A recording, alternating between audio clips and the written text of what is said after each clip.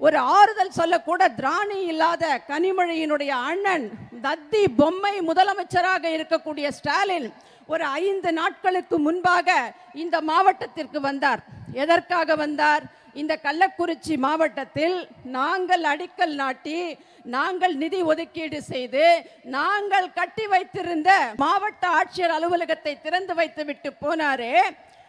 68 தாலிகள் அருந்து கள்ளச்சாராயம் ஆறாக ஓடிய போது கண்ணுக்குட்டி சரக்கு இன்றைக்கும் இங்கே ஓடிக்கொண்டிருக்கிறது. அவர்களுடைய எம்எல்ஏ வசந்தம் கார்த்திகேயன் ரெசிடென்சியில இன்னைக்கும் இந்த மாவட்டத்தில் திமுகவினரால் கள்ளச்சாராயம் கிடைத்து கொண்டிருக்கிறது 24 மணி நேரமும்.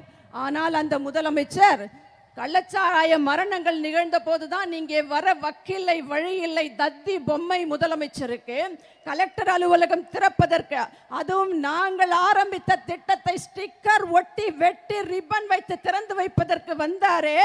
இங்கே இறந்த குடும்பங்களை இவர்களுடைய ஆட்சியில் ஆறாக ஓடிய கள்ளச்சாராய மரணங்களால் இறந்த அந்த குடும்பத்தினரை பார்த்து ஆறுதல் சொல்லவாவது வந்தாரா? இல்லை கூப்பிட்டாவது ஆறுதல் சொன்னாரா?